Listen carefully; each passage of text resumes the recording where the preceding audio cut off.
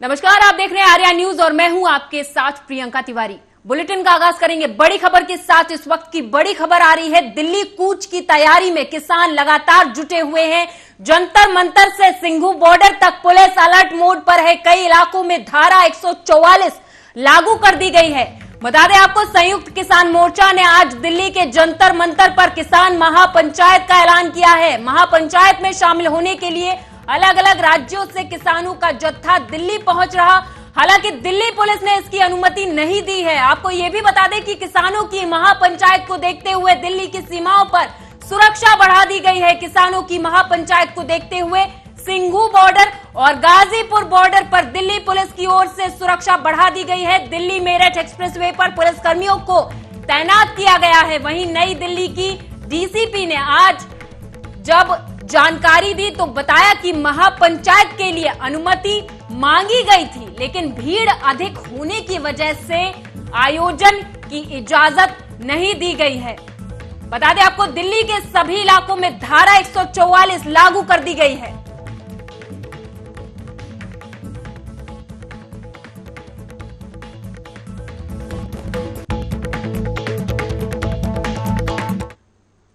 और अगली खबर की ओर रुख करेंगे। आपको बता दें कि अवध क्षेत्र को अंग्रेजों से 18 महीने तक मुक्त रखने वाले अमर सेनानी राणा बेनी माधव बख्श की 218वीं जयंती 24 अगस्त को मनाई जाएगी। राणा बेनी माधव बख्श सिंह स्मारक समिति द्वारा आयोजित कार्यक्रम के मुख्य अतिथि प्रदेश के मुख्यमंत्री योगी आदित्यनाथ होंगे। कार्यक्रम की जानकारी देते हुए समिति के अध्यक्ष और पूर्व विधायक इंद्रेश विक्रम सिंह ने बताया कि 23 अगस्त को समिति की ओर से सुबह रक्तदान शिविर का आयोजन होगा। इसके बाद सभी ब्लड बैंकों को ये दिया जाएगा। वहीं जिला अस्पताल महिला और पुरुष में फल वितरण संस्था द्वारा कराया जाएगा और शाम को दीपों द्वारा दीपदान भी किया जाएगा। माधव सिंह जी की 218वीं जयंती मना रहे हैं। इस क्रम में 23 और 24 तारीख को हम कुछ कार्यक्रमों का आयोजन कर रहे हैं। सर्वप्रथम 23 तारीख को हम सुबह 9 बजे एक रक्तदान शिविर आयोजित करेंगे, जो आईएमए की बिल्डिंग पर किया जाएगा। और उसके बाद 10:30 बजे हम फल का जिला अस्पताल और महिला अस्पताल में वितरण करेंगे। शाम को 6:30 बजे राणा की मूर्ति स्थल पर हम दीपदान करेंगे। 24 तारीख को प्रातः राणा की मूर्ति स्थल पर पुष्पांजलि 7:30 बजे करेंगे और उसके बाद हमारा मुख्य कार्यक्रम, जिसे हम भाव समर्पण समारोह कहते हैं, वह फिरोज गांधी के सभागार। कन्नौज में प्रगतिशील समाजवादी पार्टी के प्रदेश अध्यक्ष और शिवपाल के पुत्र आदित्य यादव ने लखनऊ जाते वक्त मीडिया के सवालों का जवाब दिया। आगरा लखनऊ एक्सप्रेसवे से लखनऊ रवाना हुए तब जमीनी स्तर पर मीडिया से बात करते हुए कहा कि पार्टी को मजबूत करना, चुनाव के पहले भी पार्टी ने गरीबों के हक में आवाज उठाई है। उसी तरह की दिक्कतों को लेकर सरकार तक लोगों की बात पहुंचानी है। वहीं सपा और प्रसपा की फूट पर कहा कि हमारे लोग, हमारे समाज के लोग जिनकी अनदेखी कर रहे इस सरकार में, उनके लिए हम लोग लड़ने जा रहे। शिवपाल की चिट्ठी पर, शिवपाल यादव के द्वारा लिखी गई चिट्ठी पर भी आदित्य यादव ने सफाई दी। उन्होंने कहा कि ये चिट्ठी उन्होंने जन्माष्टमी के अवसर पर हजारों साल पहले हुई घटना पर लिखी थी। इसको कौन किस तरीके से जोड़ देता है, ऐसा कुछ भी नहीं था। उन्होंने जो लिखा था वो पौराणिक कथा थी। देखिए, प्रगतिशील समाजवादी पार्टी और हमारे राष्ट्रीय अध्यक्ष माननीय शिवपाल सिंह जी द्वारा मुझे जो प्रदेश अध्यक्ष की जिम्मेदारी दी गई है और आज प्रथम बार हमारा लखनऊ के हमारे प्रदेश कार्यालय में हम जा रहे हैं, तो निश्चित ही पार्टी को मजबूत करना, संगठन के स्तर पे, ज़मीनी स्तर पे पार्टी को मजबूत करना, संगठन को खड़ा करना। जिस तरीके से प्रगतिशील समाजवादी पार्टी ने पूर्व में चुनाव से पहले भी गरीबों की आवाज़ उठाई है, उसी तरीके से हम लोग पूरा प्रयास करेंगे कि आने वाले समय में जो दिक्कतें हैं उत्तर प्रदेश में जनता में और जिस तरीके से सरकार पूरी तरीके से नकारा है, उनको देखते हुए सरकार तक जन की बात पहुंचाने का काम करेंगे। देखिए, 2024 का चुनाव भी नज़दीक है, लेकिन अखिलेश यादव भी एक बड़ी समस्या है आप लोगों के लिए और जो आपसी कलह चल रही है, तो इसका क्या फ़ायदा बीजेपी को होगा?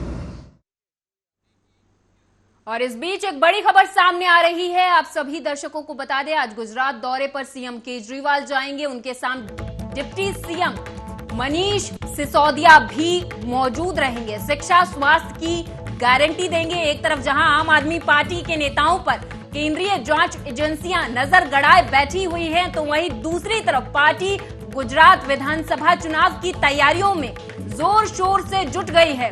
गुजरात में इसी साल के अंत में चुनाव होने वाले हैं और आम आदमी पार्टी यहां अपनी सियासी जमीन तैयार करने में लगी हुई है।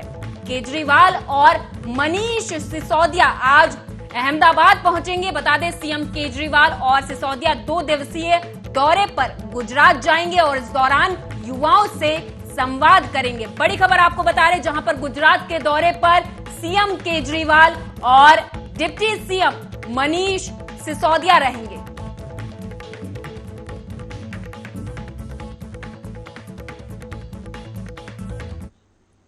कानपुर देहात के रसूलाबाद थाना क्षेत्र के मिर्जापुर लखोटिया गांव में जन्माष्टमी का प्रसाद खाकर 40 बच्चों को फूड पॉइजनिंग हो गई, जिससे बच्चे बीमार हो गए।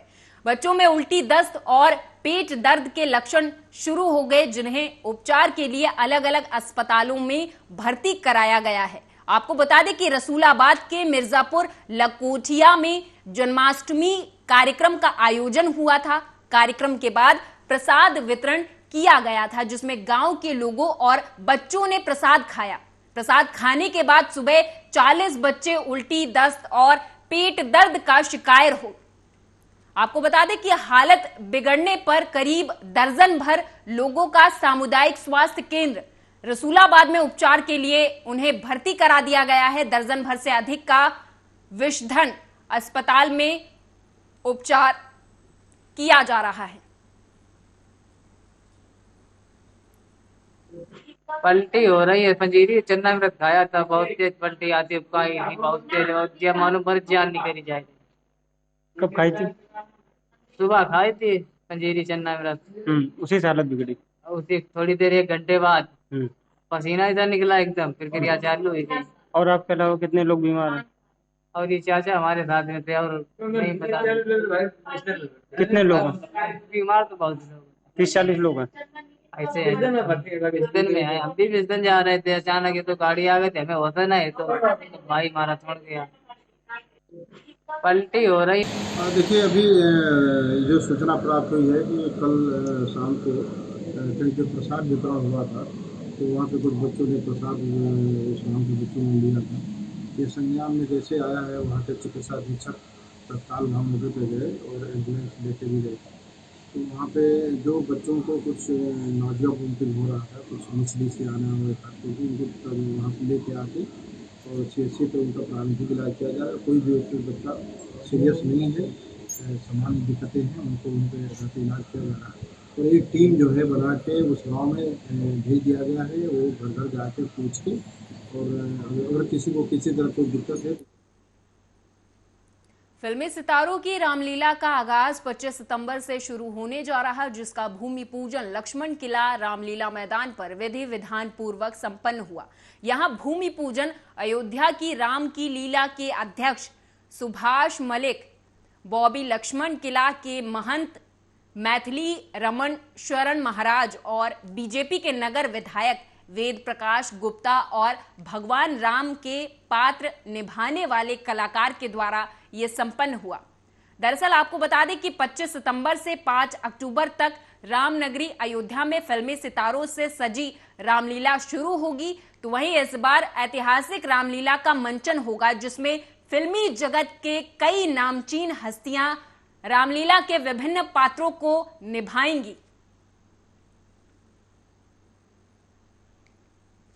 रिकॉर्ड टूटेगा लाइव दर्शकों का, और मैं माननीय विधायक जी का, महाराज जी का, योगी जी का और उप डिप्टी सीएम उनका सबका शुक्रिया अदा करना चाहता हूं कि उत्तर प्रदेश में हमें इतना प्यार मिलता है कि हम बार बार हर बार यहीं पर आके लीला करने का हमारा मन करता है। और लीला ही नहीं, भूमि पूजन भी करके पूरा विधि पूर्वक हमें करने का सौजन्य महसूस होता है और हमें अच्छा लगता है ये चीज़ बार बार करना।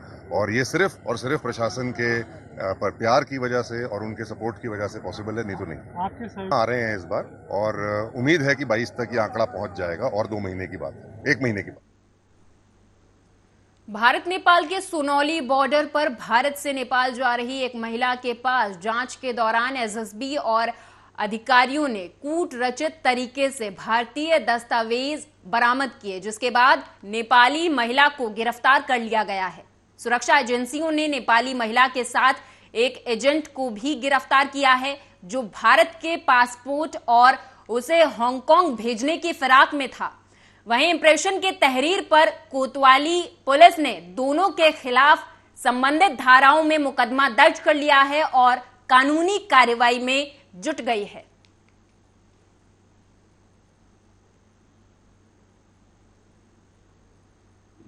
संयुक्त टीम द्वारा 2 नेपाली नागरिकों को पकड़ा गया है। उनके पास से, हालांकि वो नेपाली नागरिक है, लेकिन उनके पास से कूट रचित ढंग से तैयार किए गए भारतीय दस्तावेज पाए गए। इन दस्तावेजों में जैसे पासपोर्ट है, वोटर आईडी है, राशन कार्ड है, ये सब बरामद हुए हैं, जिसके आधार पे इमिग्रेशन डिपार्टमेंट द्वारा एक तहरीर दी गई है और संबंधित धाराओं में अभियोग पंजीकृत कर लिया गया है। कल एसएसबी और इमिग्रेशन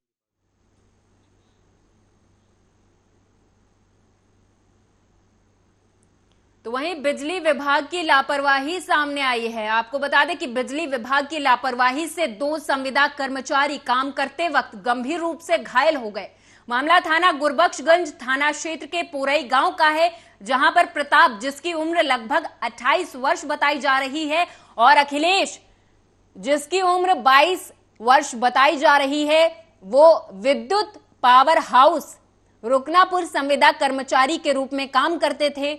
दरअसल वहां पर बता दें आपको कि लाइन ठीक कर रहे थे। इस दौरान सूचना पहले से पावर हाउस को थी, उसके बावजूद भी विद्युत कर्मचारी की लापरवाही से लाइन को शुरू कर दिया गया, जिसके चलते लाइन को शुरू करने के दौरान उन दोनों संविदा कर्मी जो उस दौरान काम पर लगे हुए थे, चढ़कर लाइन को ठीक कर रहे थे। लाइन में करंट आने से दोनों संविदा कर्मियों का शरीर बुरी तरीके से झुलस गया है। इस दौरान आनन फानन में उन्हें सीएससी अस्पताल पहुंचाया गया, जहां उनका इलाज जारी है।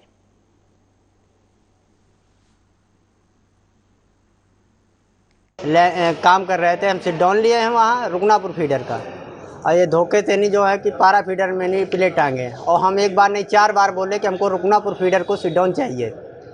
तो बोले ठीक है आप काम करो, और हम चले गए चौराहे दवाई कराने के लिए। तो वहाँ से नहीं, उतनी में रोस्टिंग थी तो हम बोले कि ठीक है काम करो आप, हम प्लेट टांग दिए। आप कहाँ पे टांगे हमको नहीं मालूम, इसलिए सभी कोई सिट डाउन लेता है। तो ये क्या उस समय बिजली के खंभे पर ही थे? हाँ, उतनी समय नहीं, नीचे थे। तो कैसे इनको करंट लगाया? इनको वहाँ पे नहीं, जब हम सिट डाउन लिए तो बोले कि ठीक है आप काम करो, रोस्टिंग है अभी, रोस्टिंग से पहले वापस कर दें। हम कहा ठीक है हम वापस कर देंगे। हाँ, मेरी ड्यूटी के पहले एक बर्न का केस आया हुआ है, जो इलेक्ट्रिक शॉक लगा हुआ है, बिजली के पोल से साथ उसे इलेक्ट्रिक से जला हुआ है। उम्र 28 साल के लगभग एक व्यक्ति है, जिसका प्राथमिक उपचार करके भर्ती कर दिया गया है डॉक्टर साहब के द्वारा। खबर यूपी के सीतापुर से है, जहां पर 18 वर्षीय लड़की घर से शौच के लिए बाहर निकली हुई थी। लड़की का अपहरण हो गया। इस दौरान परिजनों ने थाने पर लिखित तहरीर दी है। आपको बता दें कि पुलिस इस पूरे मामले की जांच पड़ताल कर रही है। आपको बताते चले, ये पूरा मामला सीतापुर जनपद के थाना मिश्रिक क्षेत्र के रूपपुर का है, जहां पर मिश्रिक थाने में तहरीर देते हुए बताया गया कि एक युवती जो शाम को लगभग 7:30 बजे घर से शौच के लिए निकली हुई थी, उस समय कुछ अज्ञात व्यक्ति आ गए और उस युवती को उठा ले गए। जब युवती चिल्लाने लगी तो आसपास के लोग मौजूद हुए, हालांकि इस दौरान उनका पीछा भी नहीं कर पाए। पुलिस को मामले की सूचना दे दी गई है। पुलिस जांच पड़ताल में जुटी हुई है।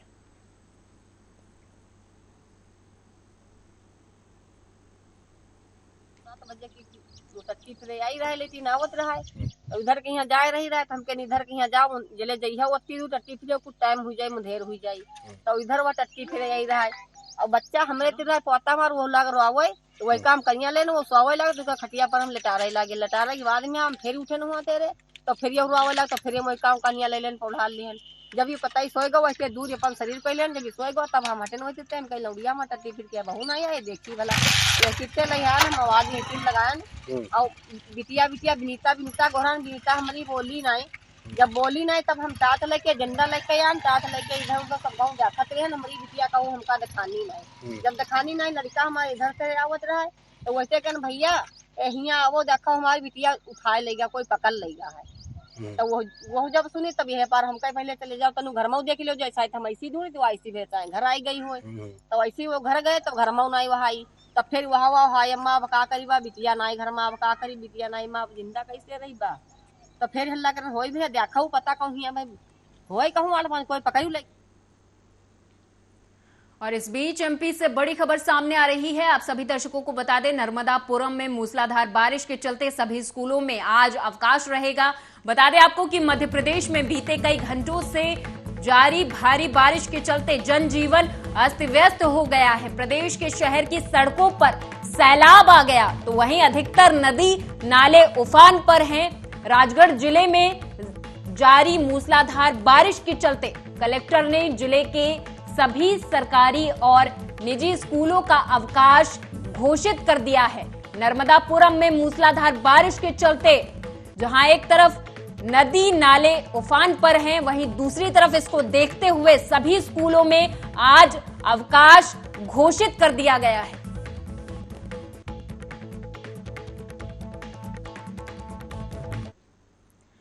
धार जिले में एक पुल के नक्शे को लेकर हंगामा हो गया। जानकारी मिली कि पुल का नक्शा बिगाड़ दिया गया है। दरअसल निसरपुर में उरी वाघनी नदी के ऊपर बन रहे 33 करोड़ की लागत के पुल का नक्शा बिगाड़ कर रख दिया गया।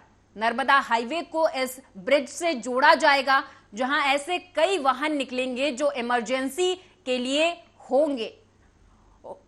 आपको बता दें कि मध्य प्रदेश से गुजरात जाने और गुजरात से महाराष्ट्र आने जाने का सीधा और सुगम मार्ग इस दौरान बनाया जाएगा और उस पुलिया को एक तरफ 40 डिग्री तो दूसरी तरफ 85 डिग्री मोड़ दिया गया है।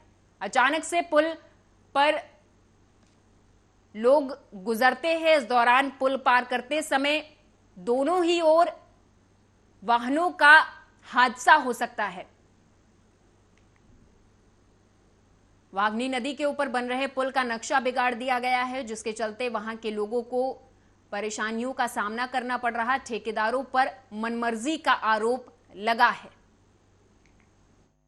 रिपोर्ट भूवर्जन पुनर्वास अधिकारी को देंगे। भूवर्जन पुनर्वास अधिकारी पात्र का जो दल जो निर्णय देगा उस पर विचार करके कलेक्टर महोदय को भेजेंगे। ये पात्र अपात्र का खेल कब तक चलेगा? ये तो अब शासन की नीति है, वो कब तक उसका डिसीजन देते हैं शासन के ऊपर डिपेंड है।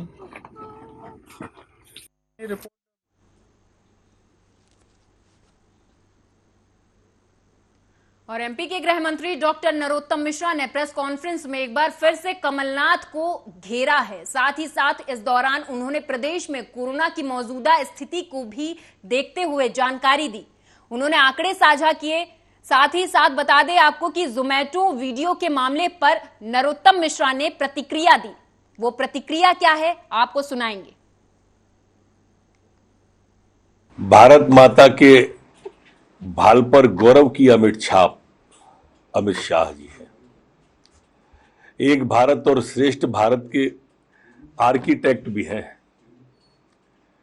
साहस, कौशल्य और विनम्रता की त्रिवेणी माननीय अमित शाह जी है। मध्य प्रदेश में आ रहे, पूरा का पूरा प्रदेश माननीय अमित शाह की अगवानी के लिए आतुर है। माननीय अमित शाह जी भोपाल दौरे के दौरान 415 करोड़ की लागत के 1537 पुलिस आवास और प्रशासनिक भवनों का शिलान्यास और लोकार्पण करेंगे। भारत माता के जिसकी फिल्म पड़ जाती है उसका ट्रेलर कोई देखता है? आप लोग भी सोचो ना इस बात को। जब पूरी की पूरी फिल्म ही फ्लॉप हो चुकी है तो उसका ट्रेलर कौन देखेगा? देखो मित्र, उनने कई बातें कही, बोले मैं नैतिकता की बात करी, मैं सौदेबाज नहीं हूं।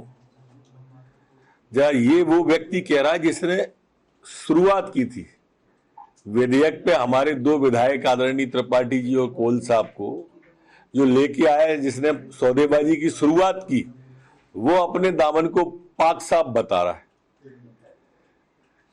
वो अपने आप को 23 का कहता है। अभी 1 महीना हुआ है क्रॉस वोटिंग को, 14 विधायक क्रॉस वोटिंग कर गए।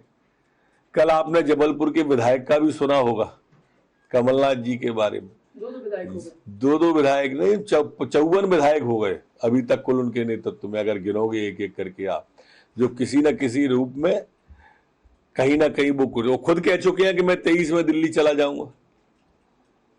तो इससे अब ये क्या है, दोनों व्यक्ति हैं, इन पे उम्र हावी हो रही है, कुछ तो भी कर। 3 साल में जो पार्टी अपना अध्यक्ष नहीं बना पाई हो, उस पार्टी का भविष्य क्या होगा आप इससे अंदाजा लगा सकते हैं।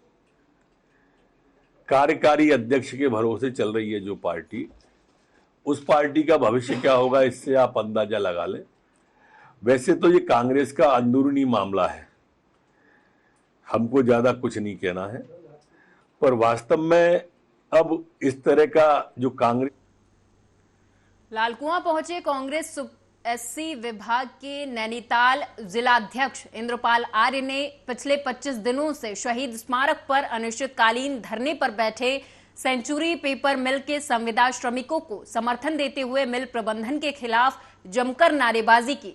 इस दौरान इंद्रपाल आर्य ने पत्रकारों से बात करते हुए कहा कि जहां स्थानीय युवाओं को स्थानीय उद्योग में 70% रोजगार का वादा सरकार द्वारा किया जाता है, वहीं दूसरी तरफ विडंबना यह है कि यहां सेंचुरी पेपर मिल के ठेका श्रमिक के तौर पर पिछले 10 सालों से अधिक समय से अपनी सेवाएं देते हुए श्रमिकों ने जब खुद को भर्ती प्रक्रिया प्रारंभ होने के बाद स्थायी करने की मांग उठाई तो मिल प्रबंधन ने उन्हें बाहर का रास्ता दिखा दिया और पिछले 25 दिनों से ये श्रमिक रोजी रोटी की खातिर अनिश्चितकालीन धरने पर बैठे हैं, जिसका वो और कांग्रेस पार्टी समर्थन करती है। उन्होंने कहा कि धरना प्रदर्शन पर बैठे श्रमिकों के साथ कांग्रेस पार्टी और वे खुद जब तक उनकी मांगे नहीं मांगी जाती हैं तब तक वे श्रमिकों का साथ देंगे। देखिए, बहुत ही निंदनीय है। इस तरीके से 10 सालों से नौकरी कर रहे थे और जहां पूरे यहाँ जो कुमाऊं का क्षेत्र है और जहाँ 70% यहाँ रखने की बात भी थी और जो लोग वहाँ लगातार अपना 10-15 साल अपने जीवन का दे चुके हैं, वहाँ इनको बाहर का रास्ता दिखा दिया, ये बहुत ही गलत है। और आज 25वां दिन ये धरने बैठे हुए हैं अपनी मांग को लेकर। और मेरे साथ इस बुलेटिन में फिलहाल इतना ही। आप देखते रहें आर्या न्यूज।